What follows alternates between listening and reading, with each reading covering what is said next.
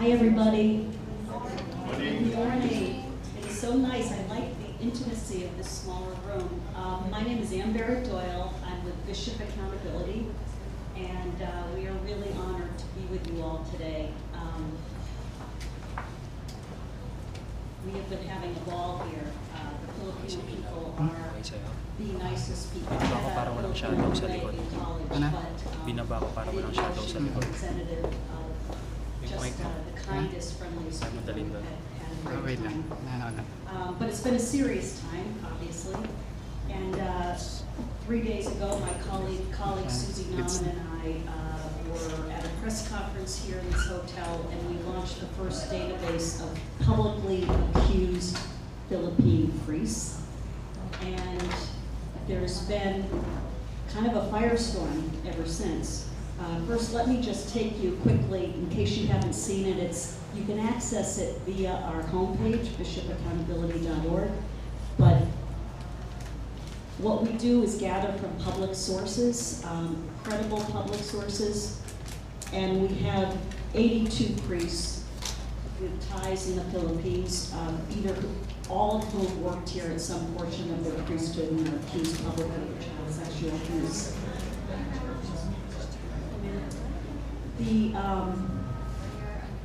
There was a tremendous media response to our press conference, and the New York, both internationally, like in the New York Times, AP, Reuters, but more importantly, locally here in the Philippines. This is really what we were hoping for. And what I have not seen, this is the 4th time we've done this in a country outside the United States. What I've never seen before is a robust PR response from the bishops, as we've seen here. I'm finding it very interesting. Cardinal David, is that how I pronounce his name? Yes. He has responded. Cebu Bishop, Archbishop Jose Palma has come out with a response, vowing transparency, so I guess we're good now. And here's Bishop Almanaza, who he put out a statement about the 2 priests that we zeroed in on in our remarks on Wednesday, but he also, in an interview with the Rappler, if you haven't seen it, he apologized for any confusion and concern that he had caused. I'm going to start there because when I read this interview this morning, and it completely derailed me. I couldn't believe what I was reading. So first, let me get you acquainted with the case. It's the priest is Father Aaron Buenacosa. In 2019, he was charged with the rape of a 4-year-old girl. This was in February of 2019. In January 2019, the little girl's mother had started working in the parish office. And the little girl was at a daycare on the compound, and she would come at 10 o'clock when she was released in the morning from the daycare. She would come and sit in the parish office and play on her mother's phone while her mother worked. According to the mother, and also testimony by other workers in the parish office, Father Buenacosa took a special interest in the girl and would often take her up to his room. So in late February, the mother is giving the little girl a bath and notices an abnormality in her vagina. And she says to the little girl, "Did anyone touch you?" And the child says yes and identifies the priest. So the next day, the mother, she doesn't go to the police. She confronts the priest at a funeral mass. And this is open, and he gets very angry at both her and the little girl. And this is overheard by a policeman who happened to be attending the funeral. And the policeman goes to his chief in Cadiz City. And the chief arranges for the little girl to be medically examined. And the doctor corroborates the mother's finding that there is an abnormality in the little girl's genitals. So the priest is charged with child rape. And Bishop Almanza comes out with the appropriate comments. Oh, I will suspend the priest, and I will support the victim. He reminds us, of course, and this is present in every statement that I've seen from a Philippine bishop when a priest is arrested, that he is innocent till proven guilty, and he has a right to defend himself. In 2020, the reason we know a lot of these details isn't because of the Philippine press, unfortunately. It's because in 2020, the Washington Post did a huge investigation focusing on this case. I'm just going to say as an aside here, it is what I hope will change as a result of what we're all doing this week, this conference and the news conference and the database. We're really hoping that the Philippine press starts investigating the Catholic Church.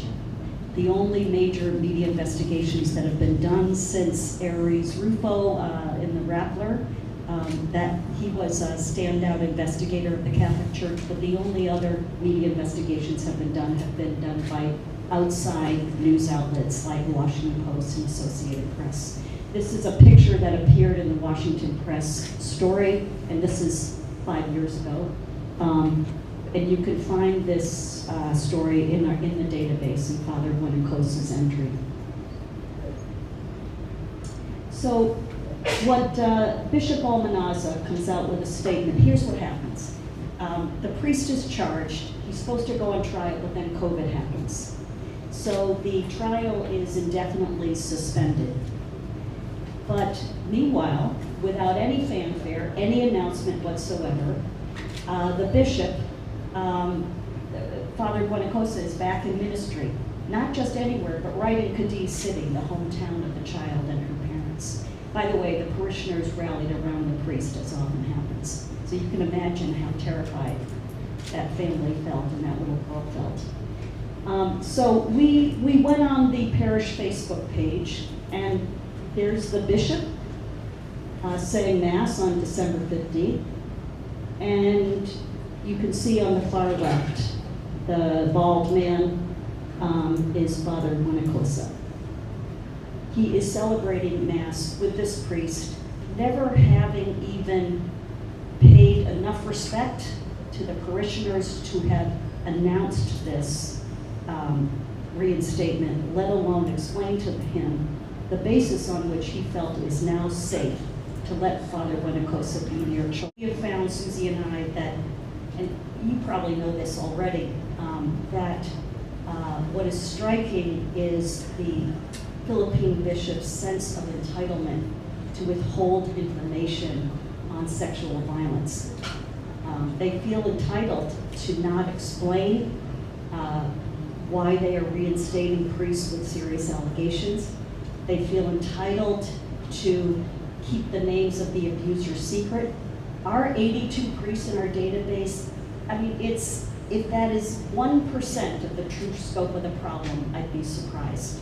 There is a massive number of crimes being suppressed in this country, and you're not alone, by the way. This is true in many, many countries. But it's because there are no external mechanisms forcing these bishops to disclose anything. They are not mandated reporters of clergy sex abuse or child sex abuse. They don't have any prosecutors breathing down their necks, threatening to expose them, as has happened in other countries. There's no government inquiries into the Catholic Church cover-up, and victims don't sue. What has driven disclosure in the United States is, under tort law there, victims have the ability to sue, and what got everything started, I mean, the Boston Globe Spotlight team couldn't have done a darn thing without a victim bringing a lawsuit and then the attorney getting discovery.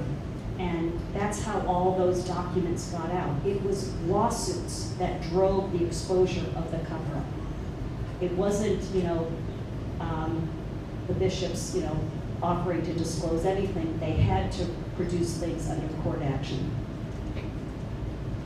And Cardinal Tagley is sometimes talked about as a contender to be Pope.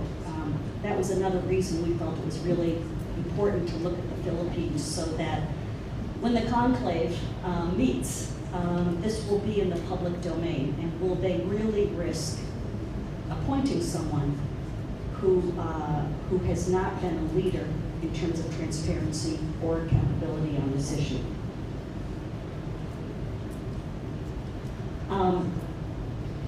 The latest guidelines governing child sex abuse in the Philippine Church, I couldn't even find it on their website. I found it on one random diocesan website. I think they're 2016 guidelines. And this was, this pastoral exhortation is still on the CBCP website. It's not the guidelines, but it's based upon that. It refers to that. And I find this an extraordinary document. I've never seen anything like it in any of the other churches that we have talked about. They say some of the right things about pastoral care towards victims, but they also are quite severe in laying blame at the feet of parents and at the child himself. This is their scolding of parents. There's hypocrisy then when the parents of abused and exploited children readily judge others, though these may in fact be deserving of judgment, when they, as parents, have failed to do what the church teaches to be their obligation in respect to children. The parent who has failed in his duties as a parent should be, should be wary about accusing others of neglecting their obligations towards children. This was not the appropriate context for reminding parents to protect their kids, but this is blame shifting. It goes on to say, this is really blew my mind. A victimized child is not necessarily one against whose will atrocities have been visited. So the child's into it, wants to be raped. A victimized child is not necessarily the passive partner in an exploitative relation. Children, therefore, can learn and acquire conduct that may contribute to their own exploitation. And when cases of child abuse of this kind eventually surface, one must perforce ask how parents and families failed these children. How's that? That is on their website today.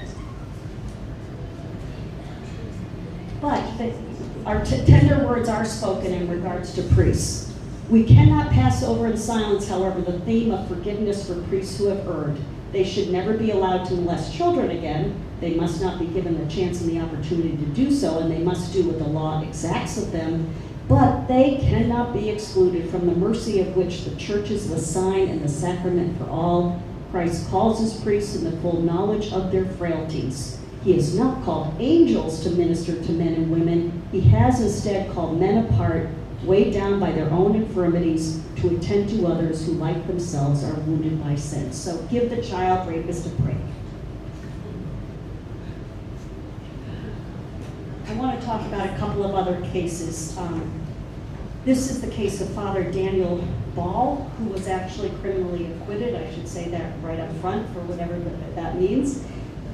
But in 2017, I don't have a picture of him, sorry, but in 2017, Father Ball, actually I think that date is wrong. Sorry. Father Ball is the Archdiocese of San Fernando in Pampanga. He was charged in 2019 with raping a 17-year-old girl. The San Fernando Archbishop, Florentino Lavarius, initially relieved him of his duties. You see the pattern here. They're doing the right thing when the media is paying attention. But by December 2020, as revealed again on Facebook, this is just stuff we found on parish Facebook pages, Ball was back celebrating Mass at a parish. It was only a month later, in January 2021, that he was acquitted of the charges. So he was back on the altar before he was acquitted. When he was acquitted, Archbishop Lavarius put out an extraordinarily harsh statement. toward the accuser. Father Ball was cleared of the charges because the complainant did not come to court to testify to prove her accusations. We heard about those cases yesterday from Francis Bermudo and Shay Cullen.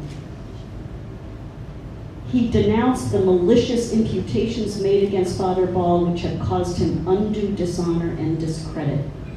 He praised for those who concocted these false charges. Can you imagine what this message does to other potential witnesses, to other victims in that archdiocese? It would totally silence and intimidate them. And Archbishop Lavarius occupies a very prominent place today, correct, in the child protection infrastructure of the CBCP. Doesn't he head the child protection office? This is the man who's been chosen to do this for reasons that escape me. There's also the case, this is Father Conrad Mantek right there, Conrad Mantek.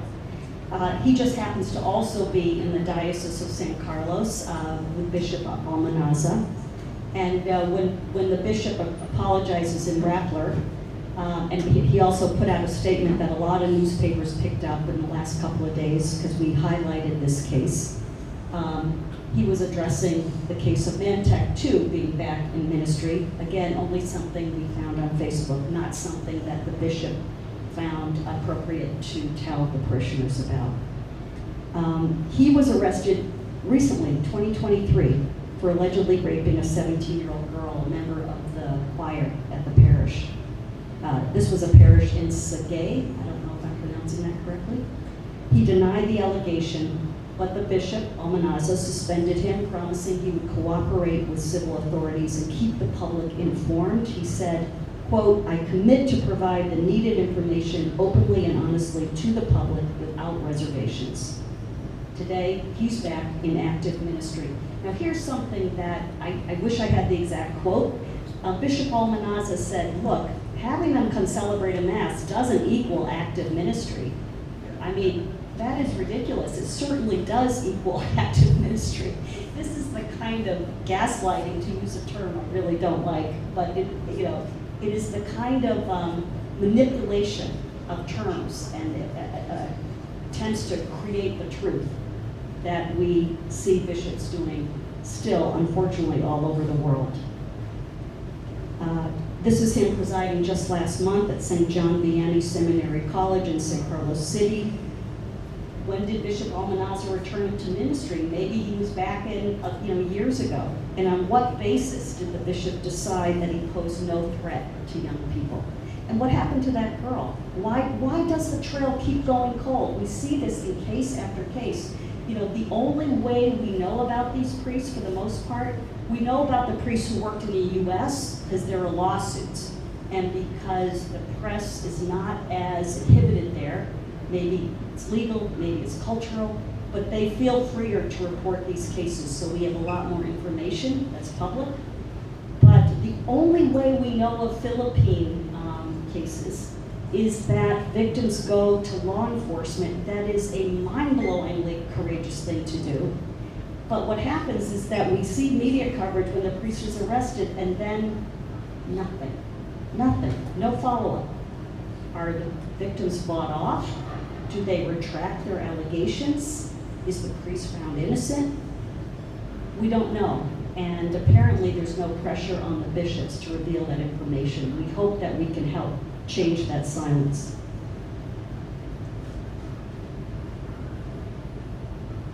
And again, this is the Mantek serving communion. Apparently this is not active ministry. It certainly looks active to me. Now I'm going to call my colleague Suzy up to talk about a few more cases. Suzy was the lead researcher. She really is the person who compiled this database and knows a lot more about it than I do.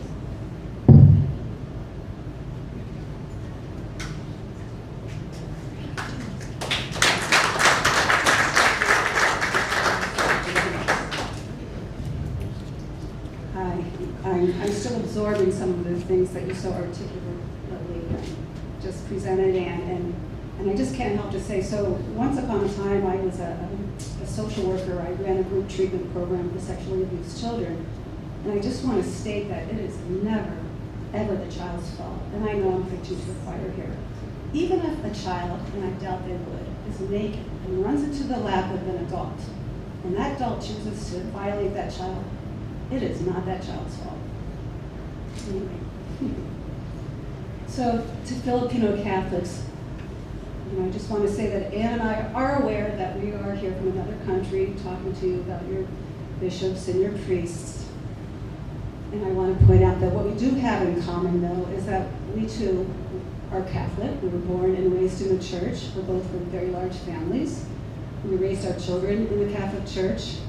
I attended Catholic school for 16 years, taught by Benedictines and Marianists, and I also volunteered with the Jesuits. I was deeply involved in the church, and my faith has always been very, very important to me. We're all part of the same big, crazy Catholic family. Ann and I are both mothers and grandmothers, and we care deeply about children, our children and yours. While we've learned much about clergy sexual abuse in the Philippines, we know that there's much more to learn, and that we have gaps in our information. So we invite you all to help us to fill in those gaps. We call on victims and families, church insiders, anyone with knowledge about what's happening here in the Philippines in terms of clergy sex abuse. And please let us know. You can contact us. We welcome your help and your input. So I'll highlight a few of the priests in our database. This is Reverend Joseph Skelton Jr. He's an American from the Diocese of Detroit, Michigan, as a seminarian. In 1988, when he was a seminarian, he pleaded guilty to sexually abusing a 15-year-old boy in his seminary room. He was sentenced to 3 years probation and was dismissed from the seminary. Skelton moved to the Philippines and attended seminary in Manila. In 2001, he was ordained for the Tagbilaran Diocese by Bishop Tumalak. In 2008, Skelton was accused of sexually abusing another boy who was 14 in Washington, D.C. in 1984. This accuser filed a lawsuit that later settled. In 2009, a news outlet reported that the Detroit Archdiocese had informed the Tagbilaran Diocese in 2003 of Skelton's conviction. Skelton, however, remained in ministry as a parish priest and a musician. He led praise and worship gatherings throughout the Philippines and was active with the singing priests of Tagbilaran. In response to the publicity about Skelton's abuse history, in 2010, the Catholic Bishops' Conference of the Philippines announced that he would be removed from his parish and sent to an undisclosed location. Then Bishop Medroso said he would investigate, but added, "What obstacle can there be if he has already served his punishment or penalty?"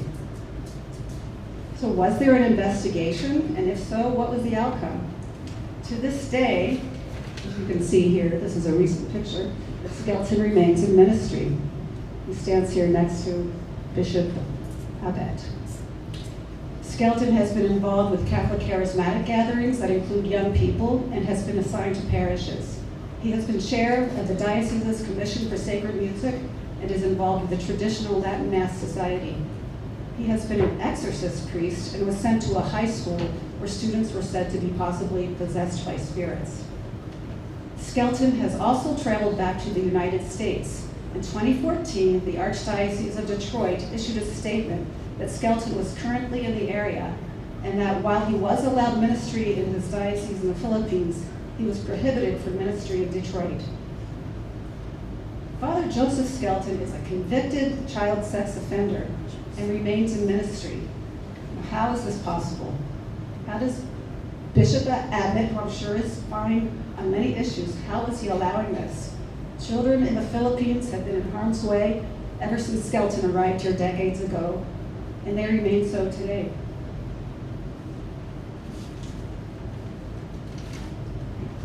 I get worked up too, Ann.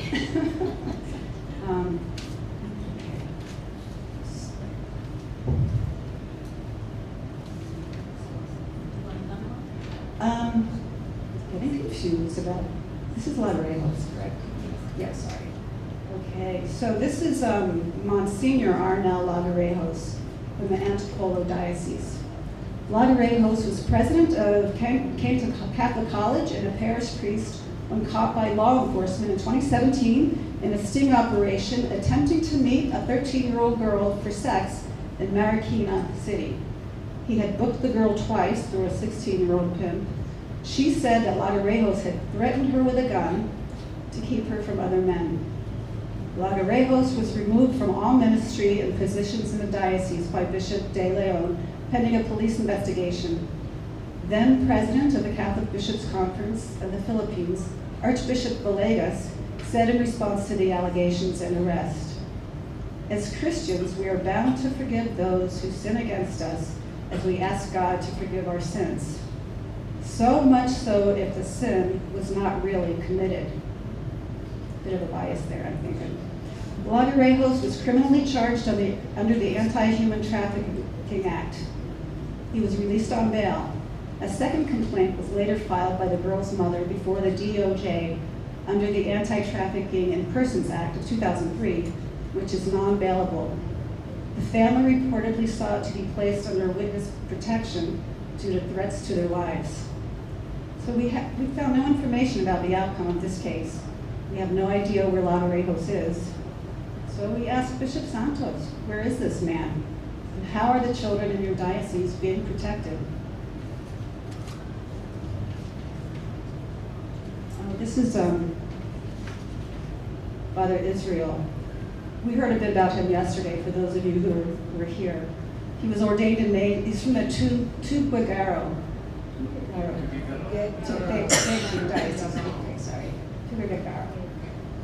Ordained in May 2021, assigned to a parish in Cagayan.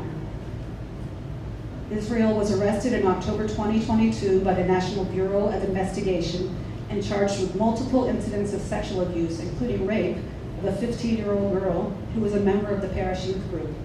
Israel also allegedly secretly videotaped the abuse and blackmailed the girl by threatening to show the videos on social media if she told, and if she refused to have sex with him.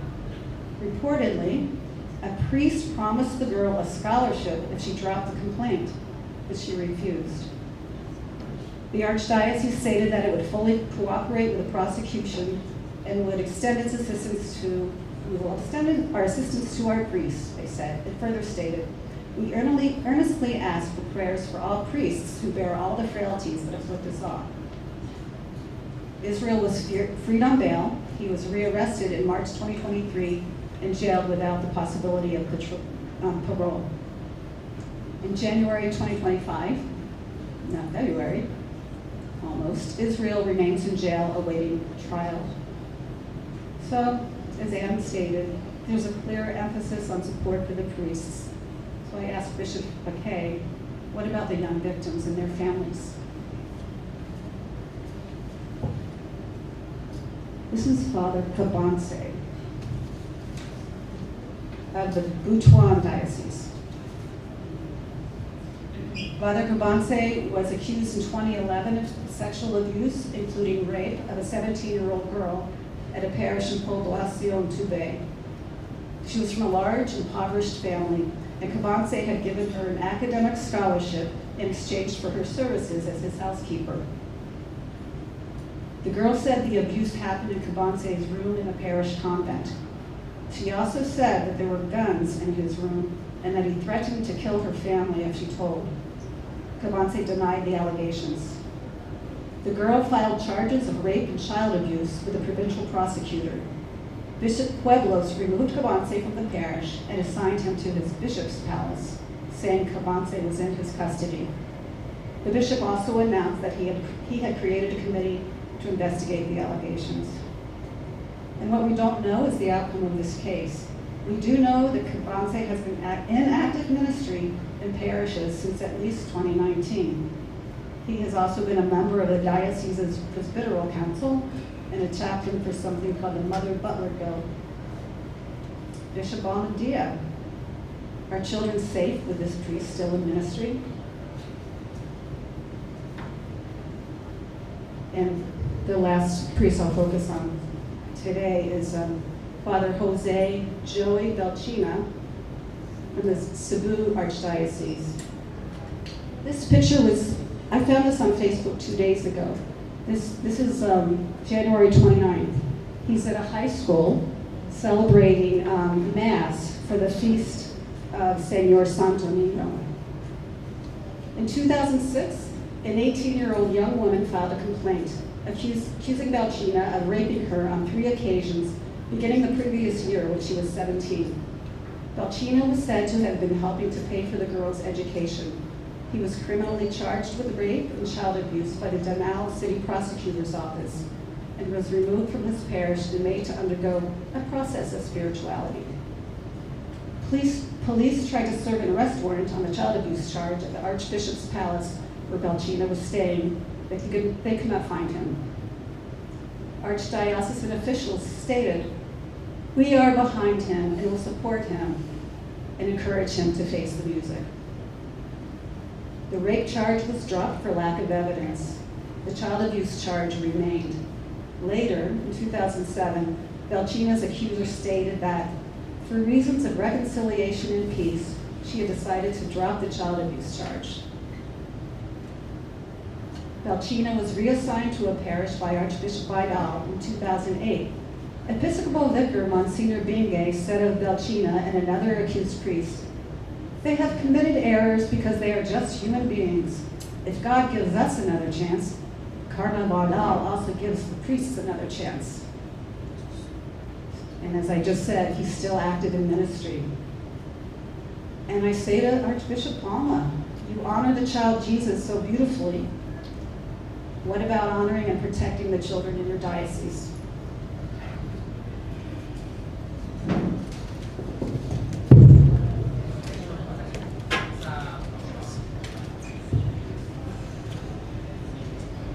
So, what next? Now what?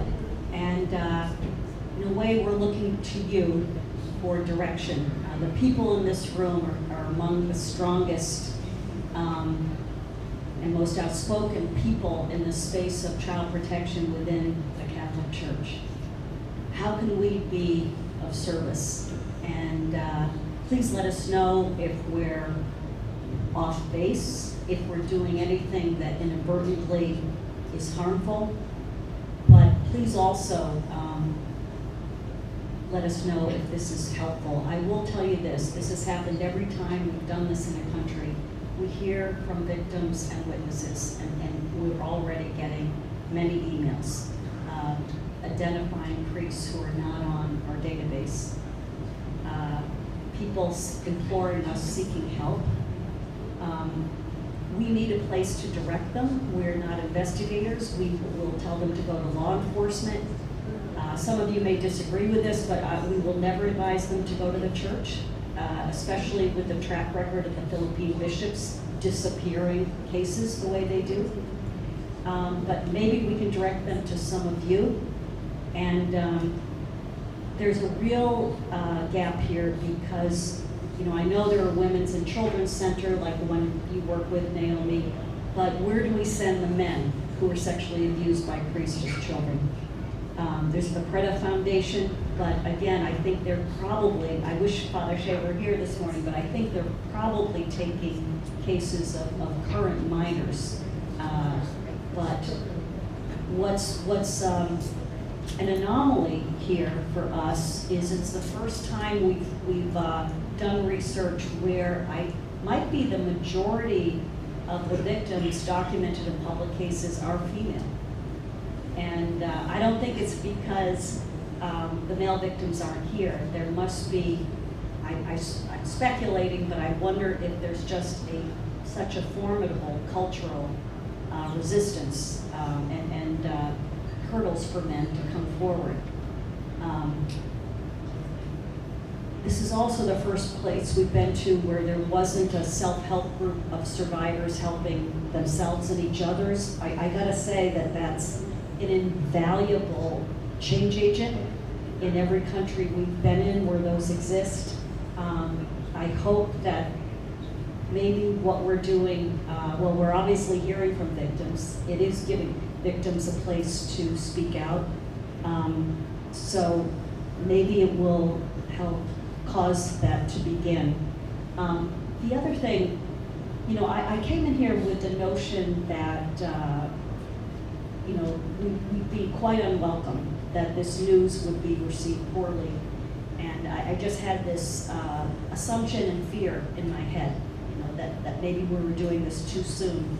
And after the comments that I'm seeing in response to public news reports, there's a lot of anger out there among Filipino parishioners. And even, you know, Bishop Almanaza posted his statement about Conrad Mantak and about Aaron Buenacosa on the diocesan Facebook page. And there's one comment, which is that, what are you talking about? We've known about them for years, you know. And so I'm hoping maybe our timing, you know, was right, and that it serves God's purposes here in the Philippines and helps what you're doing. Because you're just all operating with so many cultural and legal obstacles. You know, if you do want to operate within the church, we generally find that that's not that productive, but you could file vos estis cases against various bishops who appear to be obstructing canonical or criminal justice. But also we know that we're of great assistance to prosecutors because they need ready access to information. And I've never heard of a prosecutor in the Philippines looking into a diocese or a Catholic religious order here, but maybe that will start, you know. And so we stand by the ready to be of service, but we will keep updating this database. And by we, I hope I mean you, Suzy. Anyway, we'd love to take questions. Thank you for listening. Or comments. Okay, yeah. So we'll have, I'll provide the microphone system. So it's an open forum now. Please observe courtesy, mutual respect, and keep your comments pointed, but not personal. I have to say that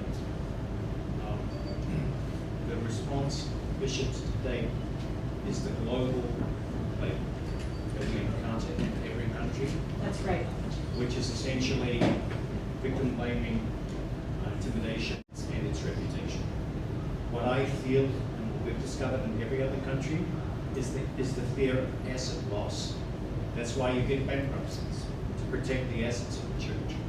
So in the United States, according to Tom Doyle, who unfortunately can't be here because of his illness, the civil cost to the church has been over $7 billion, and that's what I think the bishops in the Philippines fear. They fear financial loss and financial interest. So what we've got here is the beginnings of something which is spread globally through the world, and that is bishops are not believed. Tom Doyle's metaphor is the Catholic, institutional Catholic Church is Mount Everest, but now we are driving the tractor that eats away at that Everest. They are no longer in the driver's seat because they have had catastrophic responses to abuse. What is required is openness, transparency, and belief in the Holy Spirit. So, as preface to the comments, now, Sister, would you like to come up, introduce yourself, and ask any questions of these two wonderful ladies that we may wish? By the way, any language is fine. You don't have to speak in English. So, whatever. Tagalog, Bisaya, Ilocano, Waray, Tausug, it's all good. Are you the translator? My wife. I'm the translator. Sister, you don't mind para get that yet.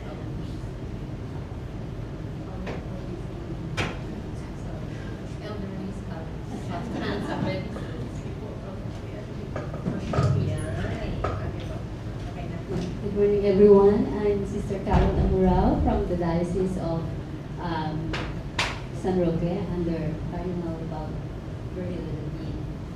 We're very much glad and we welcome this kind of conference for us to create awareness of what the church is undertaking right now regarding abuses, not only for minors but also to include the vulnerable group, those people with within the less membership in the society that serve the church, who serve them because they wanted to feel the fulfillment of life. Sometimes, even though you're successful, you're on the top, but you feel empty and you cannot find yourself. And you become enlightened that what is missing is something beyond your control, which is spirituality. I think that is what the Philippines need right now. A total enlightenment from up, trickling down to the less fortunate or the grass level. Okay.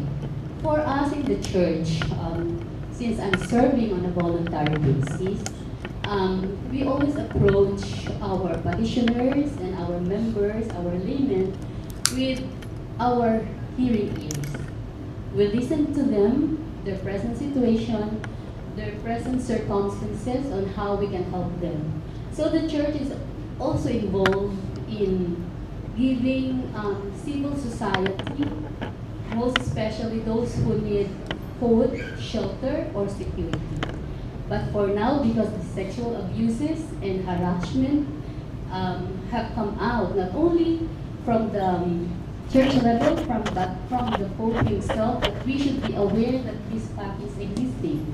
This has been written by some authors and had been put in the book. And I think the former President Duterte has that book, and he always emphasized that the dark secret of the church is in that book. And it involves massively on the sexual harassment by priests in uniform. Okay. The same as other people, priests are also human beings. Okay, so those priests that have cases and are still pending also have their own privacy to take care of. When they are being put to legal cases, then their cases become public. We can always inquire from the court. The court cannot hide it, it's there. You just have to tackle it and research it thoroughly. Okay, you can also Google out, because all the cases in the Philippines are found in Google. You can see the GR number, most especially for the priests. And mind you, sisters and brothers, there are a lot of priests who are incarcerated, not only for sexual abuse, but for other criminal and civil cases. Okay, I'm very sorry, the Philippines legal system is really very tremendously slow, but we are getting there. We are trying slowly and hardly to revamp the system. I think government will have to do that, but I think it should start with all of us. And thank you, sisters, for bringing this kind of scenario to us, because we know it's happening. But we just cannot give verdict to the people whose cases are still into court, because that is sub judice. We cannot go, as we go, we cannot, the horse cannot be put at the end and the cart is in front. So we have to wait for decision. Now, the only issue here is that, what if the cases had been decided by the court? Nobody is exempted from the court. Not even the priests. They're also human beings, so they are subjected. They have the rights also. So nobody is exempted. So if they have been decided cases for the priests, then they should be incarcerated. But what will the church do? They also have their ecclesiastical tribunal system, where they also play as judges for these priests. But if there have been court orders already, they cannot do anything but give the priest to the authorities for them to be jailed. So that is one penalty. They will be PDLs, person with deprived of liberty. Okay, so that is one of those crucifying moments for a person to be deprived of liberty. That is one of those moments that we can say that he has been penalized for his sin. And that includes priests also. For the ecclesiastical side, we have to know and we have to determine right now, which I think the church is doing on how. If the cases are still in court and being heard, but there's no decision yet, what will be done to the priest? Can they serve in the church? Can they be prevented in one place and be rehabilitated, just like what other people are doing? The church is doing that already. So, siguro what we can do for this conference is that we have to put the delineation of line. If the priests have already existing cases, then there should be a preventive suspension for him to celebrate the Mass. But his priesthood remains with him. You just cannot take away the priesthood in him because he is a priest. So some activities like celebrating Mass, as you said, he should not be in the altar. And I agree with that. Because the victims are still the victims and the priests are still the perpetrators if proven guilty. So I think the bishop cannot also do judgment unless the civil court have given the due process. So I think they're just playing safe, both for them not to be sued for libel or slander, and for them also to protect their priests because they are priests.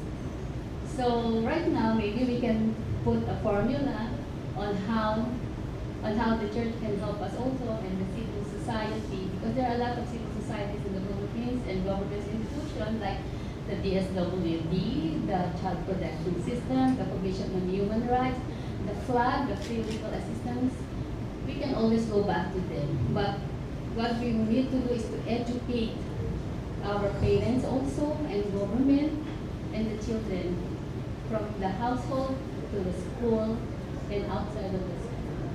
That is the best way. That is massive information campaign so that everybody would have the heart to raise their hands and say that I was included in the victims list. And for the priests also, or those in men in gown, as we call them, can also be rehabilitated because we cannot take away from them their priestly vocation if they had been dismissed, if the court had dismissed their cases. We cannot question it, but unless you go up to the Supreme Court and give, that's the last bulwark of our democracy, the Supreme Court. If they give the affirmative decision also. But until it has not reached the Supreme Court and there has been no appeal, then the case is permanent.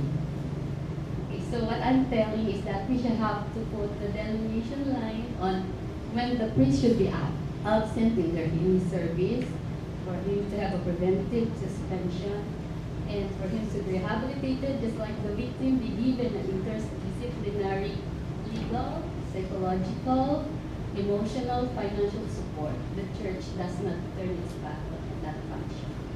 Thank you.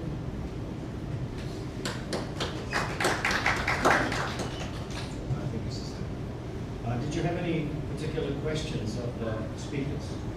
Actually, the speakers have a wide experience on the topic that they issued. But for the Philippine setting, I'm sorry to frustrate you because really some information are really meant to be confidential unless they are final and have been decided by the court. You see, in this country, when you say something, you are being slapped with a slanderous accusation, and when you wrote it on paper, you are being charged with libel. So I think the real root here is government support for us to be well aware of our rights.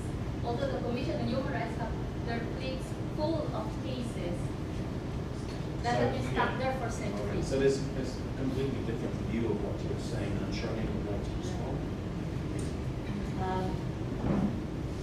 I think, bishops have a choice to make.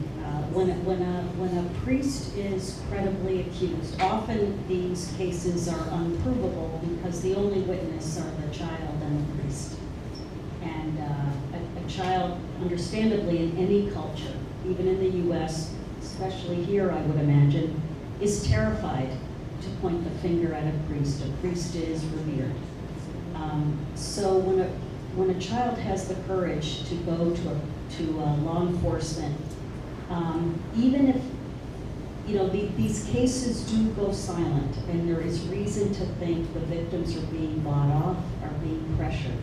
The fact that a priest has been acquitted is one thing, but then the bishop, in his heart of hearts, has to say, what do I think? Am I going to err on the side of protecting a grown man, or am I going to err on the side of protecting these precious and very defenseless children?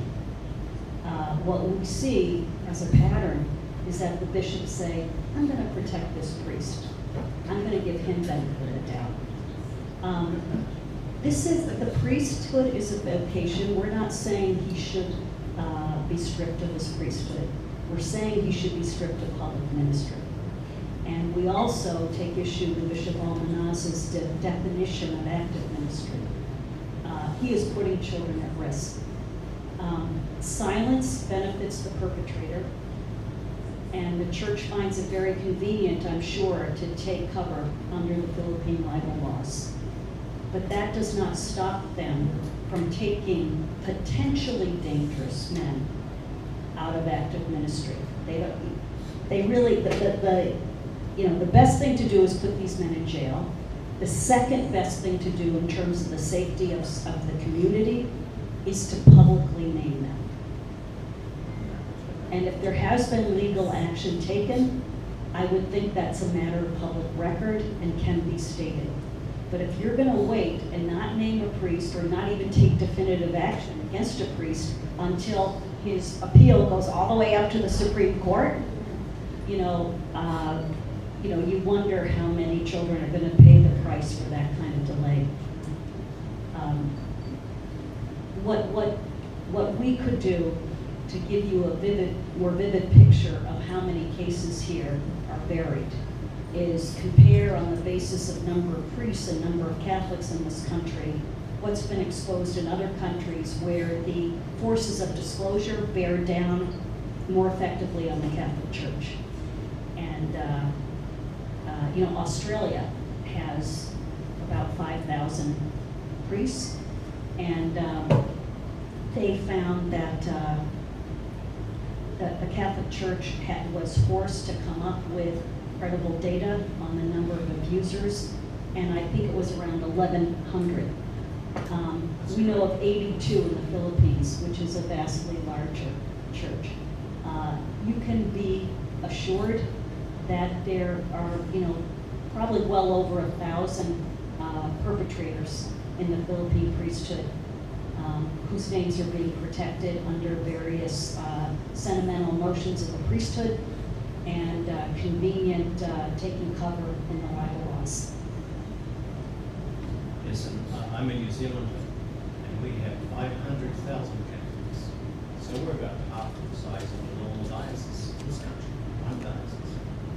And in our Royal Commission, we're exposed to 300 sexually abused priests who are facing prison sentences.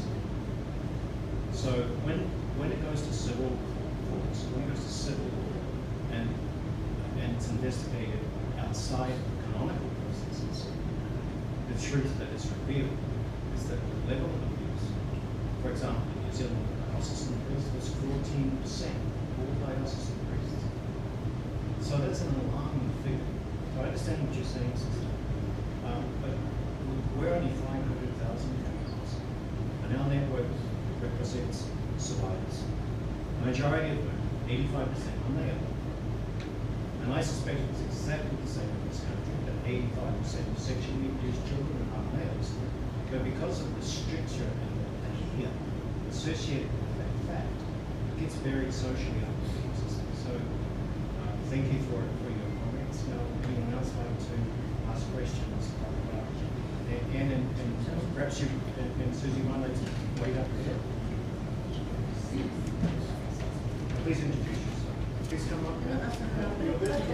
Yeah, come in.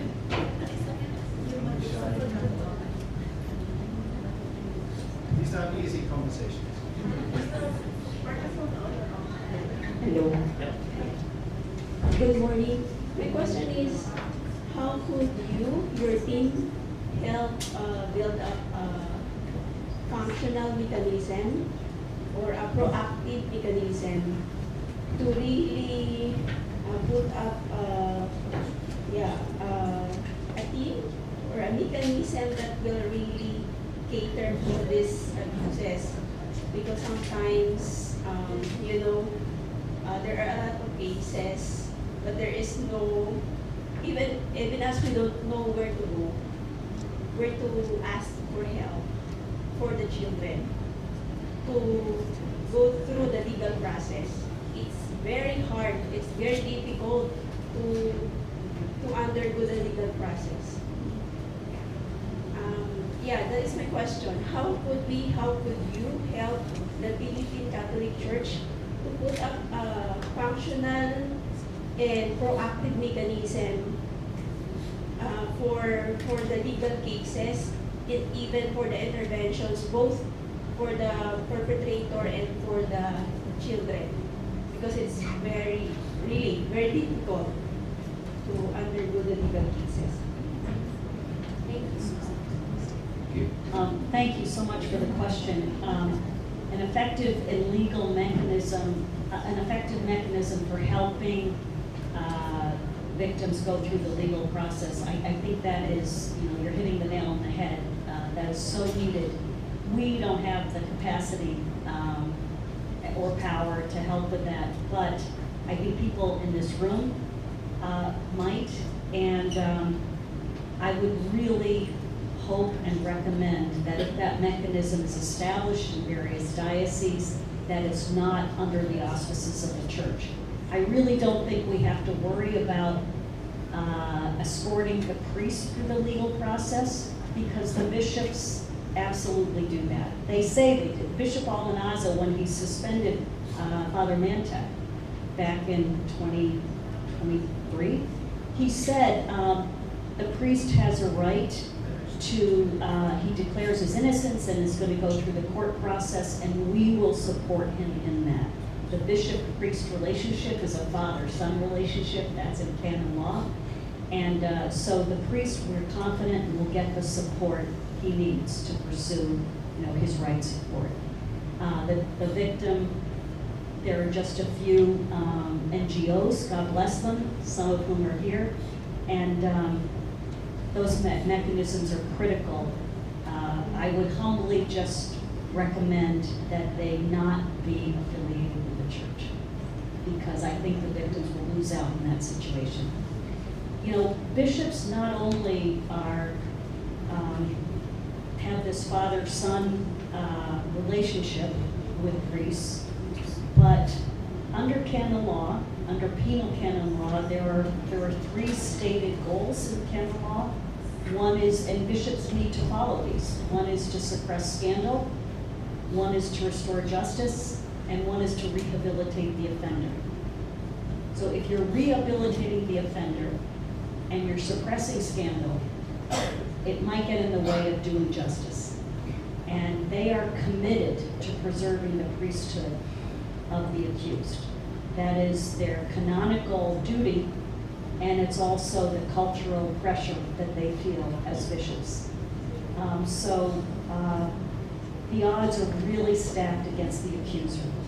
And you're absolutely right, they need a massive amount of support. I hope it can start happening.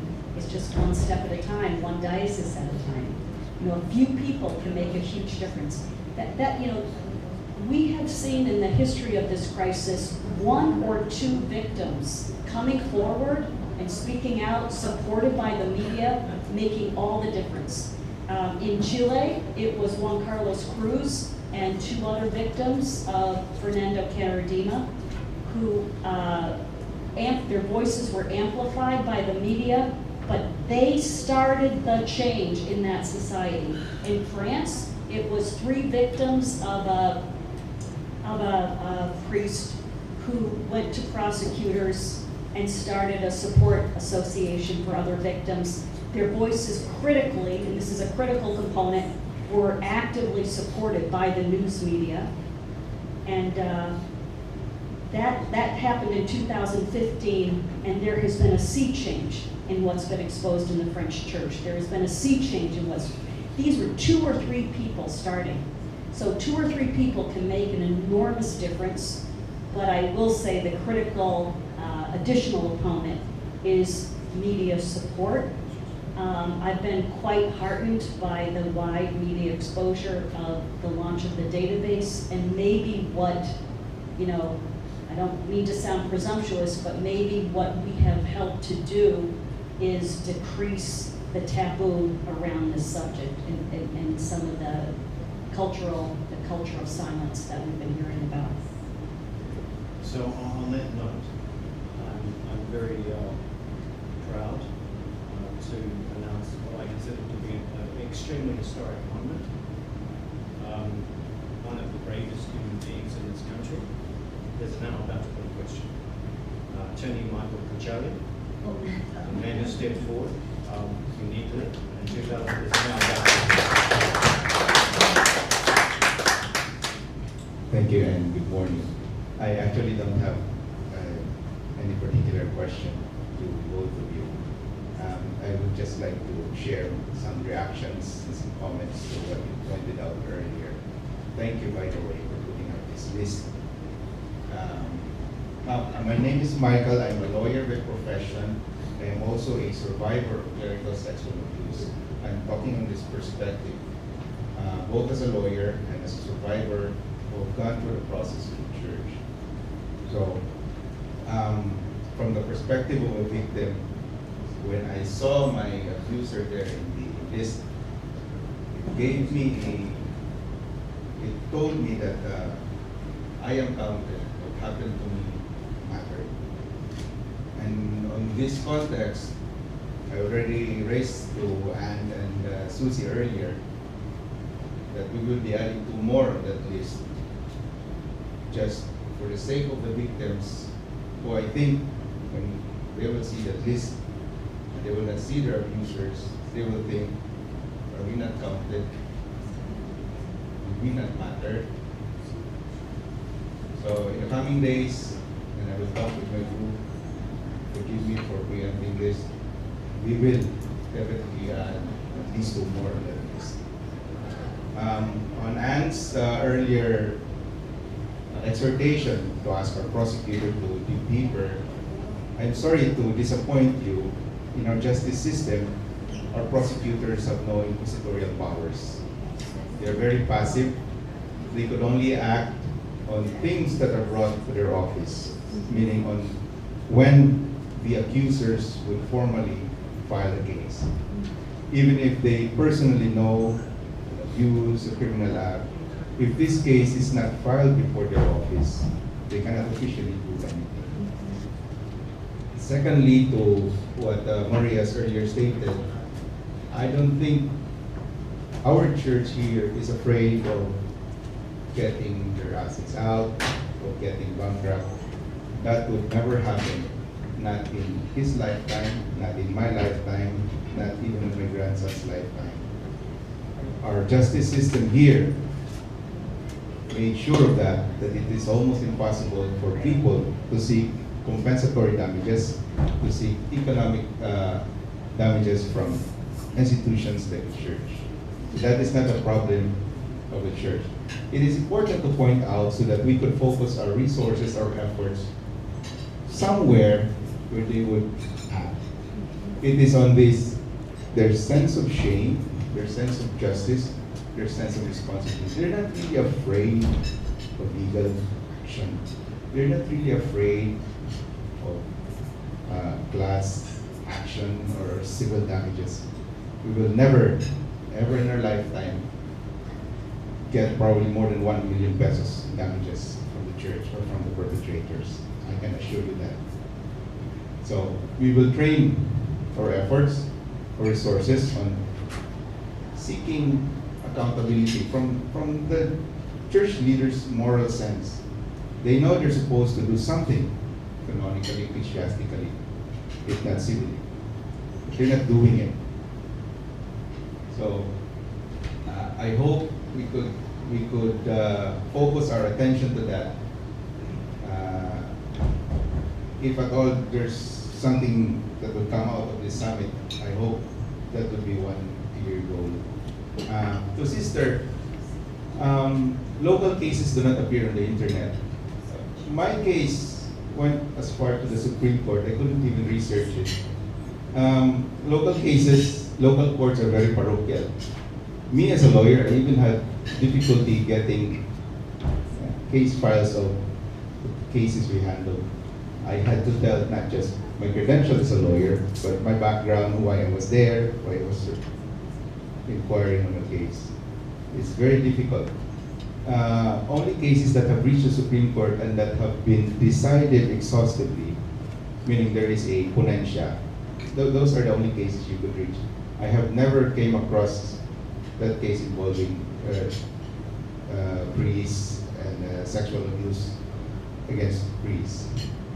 So, correct me if I'm wrong, but I keep myself updated with legal cases. There has never been a case that has reached the Supreme Court, other than mine, which was kicked off from the door. The minute resolution, the Supreme Court said, we have more cases to attend to.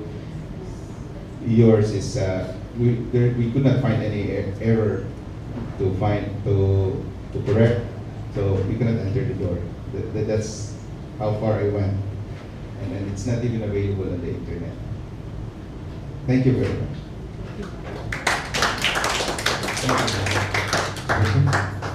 So isn't it wonderful to have this caliber of courage in this room and to educate me that it's not going to do financials. This is very difficult from different from every other country in the world. That is the major fear. So as Michael has just educated me, and I'm here to learn, that's not going to be the reason anything happens here. Well, I will say, Marie, first of all, Michael, you've been on our radar since we looked into this in 2015, and you've been a hero of ours, so really nice to meet you. I think there is reason to hope. There are other countries where things have happened where also victims didn't have access to tort systems that supported them against the church, where the church had a certain amount of impunity in that area, where tremendous exposure has happened. Litigation is not the only way. Sometimes all it takes is a really determined journalist. And there are two fantastic examples of this in Spain, where I think there's only been 2 or 3 cases of litigation, and only recently has that started. But in Spain, for some reason, prosecutors have kind of dropped their deference to the church. Even in the U.S., Michael, we have cases where prosecutors are powerless until a victim comes. But we have, it varies state to state among 50 states. But even there are ways, where there's a will, there's a way. And if victims do go to prosecutors and give them enough reason to suspect and cover up, things can perhaps happen. You know a lot better than I do, though. Anyway, thanks for listening. Anyone else open forum? Dr. Walker.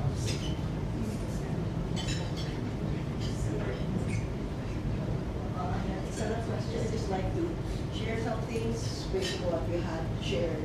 Actually, a question was, first, we're trying to get our children. We all know that if children are educated about child abuse, they'll be able to, of course, report. And that's what we're slowly getting into our schools.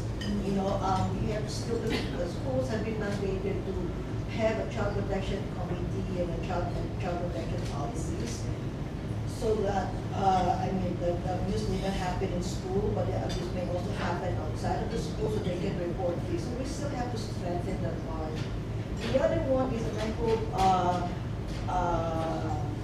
I don't know, if there are religious persons here, the comprehensive, I'm sure you all know about the comprehensive education, sexuality education. I'm involved in that too now. We wanted that approved because in that education, they will also teach children about abuse. And they will, if they know how to recognize, they can report that. So that's what we're doing right now. Yes. I'm sorry. I'm sorry. I'm I'm Naomi Potter. I'm a pediatrician. I have been a child protection specialist for quite some time. A child protection as a doctor, I see victims of abuse, alleged victims of abuse. I examine them and I testify in court as an expert witness and help explain why they should believe the child. You know, even if anyway, why they should believe it. Thank you for reminding me about that. Okay, so let's say, you know, about getting children to report eventually. We need education, because I was just thinking, because, right, you know, if you teach these children, eventually as they grow older, they know that, you know, abuse should not be happening. And hopefully, some of these children, some will become priests and bishops and still understand that children should not be abused. And just like, actually in my college, a student of mine, in the College of Medicine, I was asked to teach legal medicine. And I included, I don't know if it was during your class, but I included child abuse as one of my topics. Because I knew that some of these students of mine will become judges later. And they'll be able to understand much better about who a victim of child abuse is. And some of them become prosecutors. The defense lawyers, when they see me, I'm going to be the next witness, they will not ask me questions anymore. So that's one. But now I'm retired because I reached the age of retirement for this school. And the other one is about mail reporting. It's not actually cultural, Filipino culture, they don't report.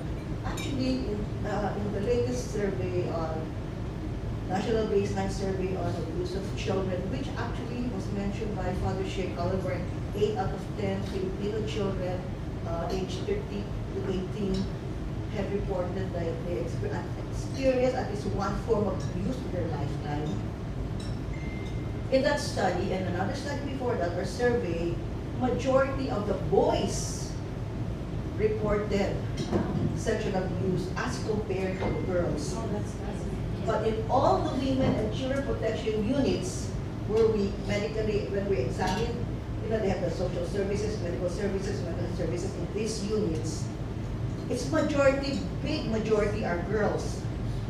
Well, actually, it has something to do again with gender sensitivity, wherein, even all of this has been something in other countries, where of course for a boy, you report, you're a whip.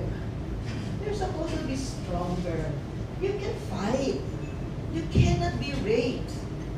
Men are entitled to have sex, so you must have enjoyed it.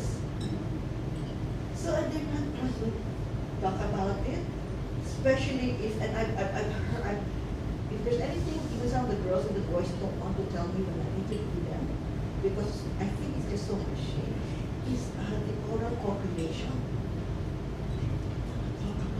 That's the last thing they tell me. So that's actually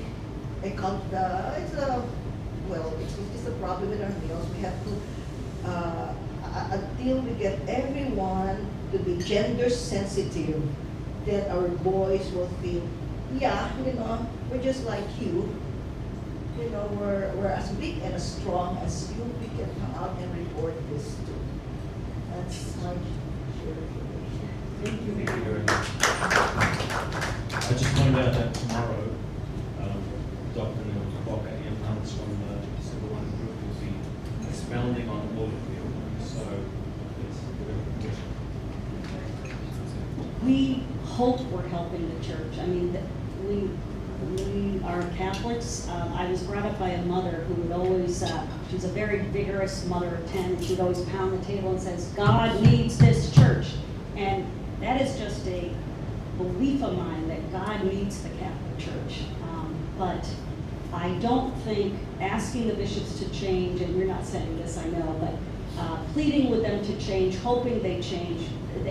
What we have found, sadly, after 21 years of doing this, is that the change has to start on the outside, pressure on them to change. I believe, and I can't prove it, that they will change eventually. And I'm not judging the bishops. The system really needs to be changed. And I think it's starting to happen tiny, tiny bit. and I don't know if this is disagreeing with you, Ann, but I think it's both, Ann. Internal, you know, the people in the pews doing what they can to improve their church, and people on the outside. So I think it's So, absolutely Jenna, beautiful what you're doing. Jenna, thank you very much. You'll be speaking again tomorrow, so, and please remember, the bishops are not the church. The people of God, the church is Vatican too.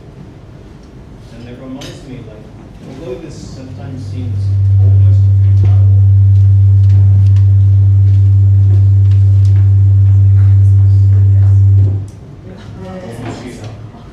you know, there's a Frank Sinatra song. Do you know it? Once there was a silly old ram, thought he'd punch a hole in the dam. Everyone said, that ram scram. He kept butting that dam, but he had high hopes. He had high hopes. He had high apple pie in the sky. So anytime you feel sad, just remember that ram. He kept, whoops, there goes a billion kilowatt dam. Ka-pam!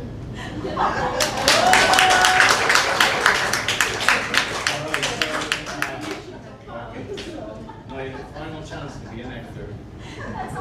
So anyone else like to make that? Yeah, please come up. And we'll have to make this the last comment because we have another speaker that we need to get up on the stand after a break. So we'll make this, it's okay. This will be the last question. Thank you. I'm Sky, Good Shepherd sister, and you asked earlier about if it's helpful and if it's timely, and I would say yes to both. And I would even affirm Attorney General. I was part of the independent safeguarding team. That's why I'm here. Thank you, Lian. There are a lot of sad realities. I have helped both perpetrators of abuse, of clergy abuse, and survivors, because as Good Shepherd sister, that's really part of our charism. That's our main charism, the survivors. It's also sad, we have our networks here, the pressure of institutions, what Attorney General was saying about dependable institutions, especially in the Catholic Church in the Philippines. It's sad that, well, there's the culture of silence, even the hopefully they are trying to be very loyal in the Catholic Church, but not really with the survivors at times. However, there are a lot who suffer more. That's why one of our concerns is how to start a support group of survivors. Before the pandemic, we organized, Andy is our social worker in our center, and Sister Clara is also a lawyer. And so we have been really thinking on how to support survivors. We have organized institutions, religious, non-government, civic organizations, and the common concerns where they're often oppressed, they're often ostracized by the church.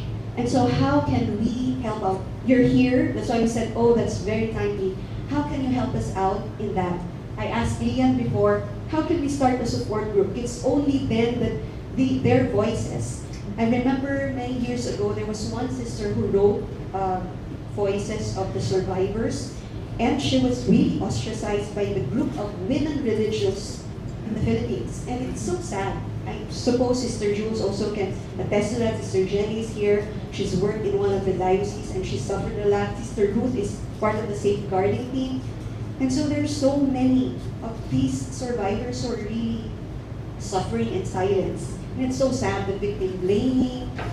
And I am happy that you're here. That's why, thank you, that we can hopefully help, you can help us in how to be the change that we want to happen in the church. Thank you.